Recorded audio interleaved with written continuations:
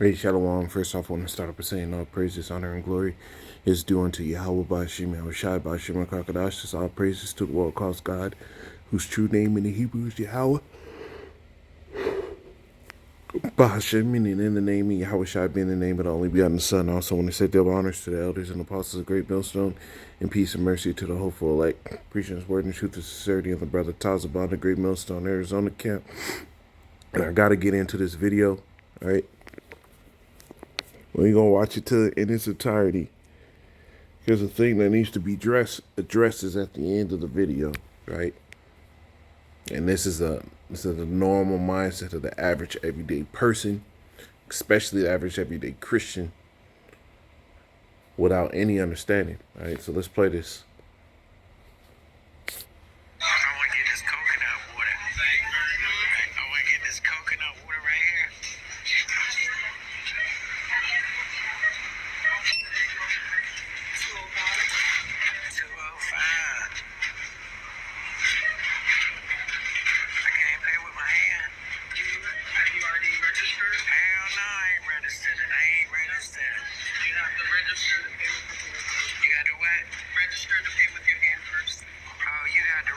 Son, the MOTB system is in place. We at the Whole Foods. At Whole Foods, and I'm about to pay for my groceries with my.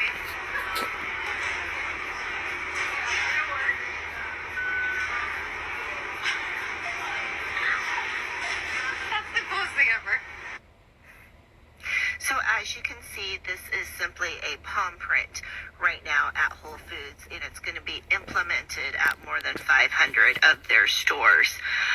I looked into this, and actually we've got airports who have implemented this. We've got stadiums, we've got bars, we've got restaurants who have also picked up this technology. So it's gaining popularity, but for believers, we don't have to be scared, because whether it's a palm print or whether it's the microchip that has been gaining popularity over in the European countries and have also hit the U.S. You see, she understands. A lot of Christians understand that this is a gradual progression until something much larger. But listen to what she says. Whatever system that it winds up being, for the believers, we will be raptured before that. And no, you won't be. But no, you won't be. The scriptures tell you that you're gonna have to endure to the end. If you didn't have to endure that, why? How does that make sense? What are you enduring if you just get taken away from the hellish days that are about to come upon this earth? All right, let's get into the scriptures, man.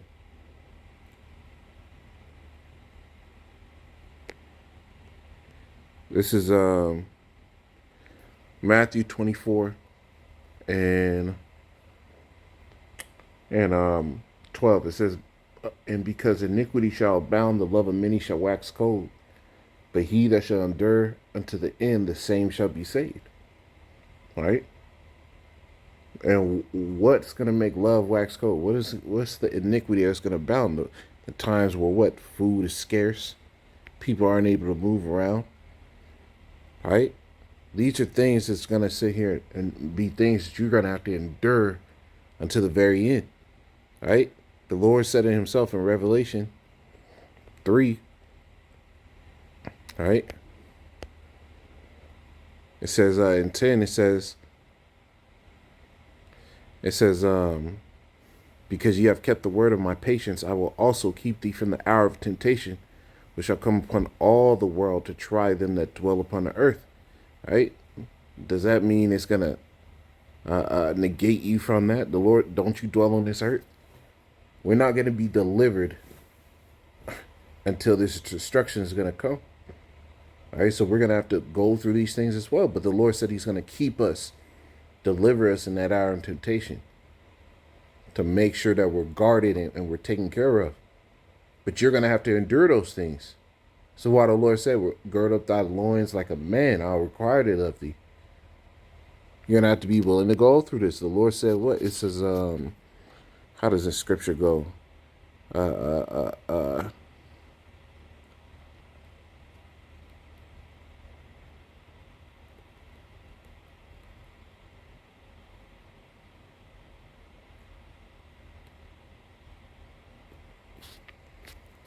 This is 1 Peter 4, and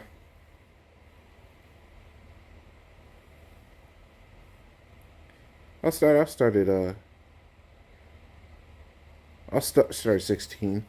It says, "If any man suffer as an anointed, let him not be ashamed, but let him glory on the behalf of let him glory the Most High on this behalf. For the time is come that judgment must begin at the house of the Most High. But if it first begin at us, what shall be the end of them that obey not the gospel? And if righteousness, and if the righteous scarcely be saved, where shall the ungodly and the sinner appear?" So if the righteous are going to be scarcely saved, how in the hell is that going to work out? No, we're going to have to go through this. The Lord said we're going to have to go through this. He that shall live godly, right?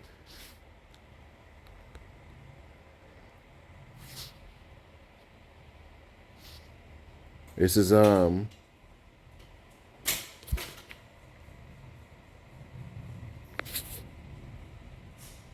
does that suffer persecution?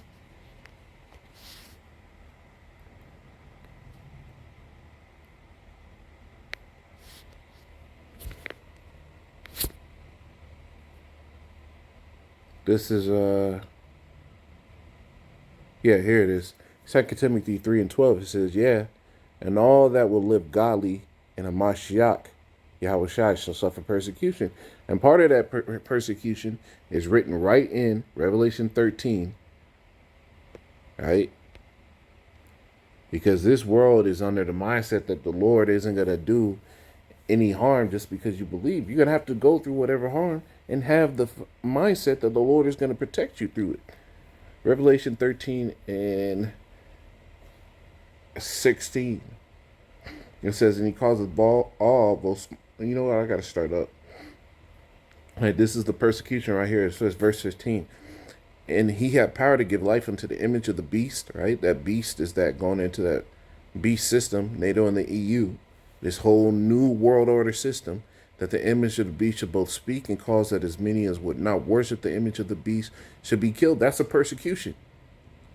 Oh, you don't want to get down with this system? Well, we're going to put you to death. That's something that you're going to have to endure. "If you want to live godly," and he causeth all, both small and great, rich and poor, free and bond, to receive a mark in their right hand or in their foreheads. Right? And the woman was right in breaking it down. Right now, they're gradually moving it from a palm read scanner, and then soon it's going to be that microchip implanted in your hand. And if you go down that path, you're screwed. "And that no man might buy or sell, save he that hath the mark on the name of the beast, or the number of the name, or the number of his name." And how in the hell do these Christians always sit here and act like you don't have to go through anything? Like you don't have to endure any trial? The Lord endured trials. Right? The Lord said, "What? Arm yourself." Let me get this. Same mind. This is where is it at?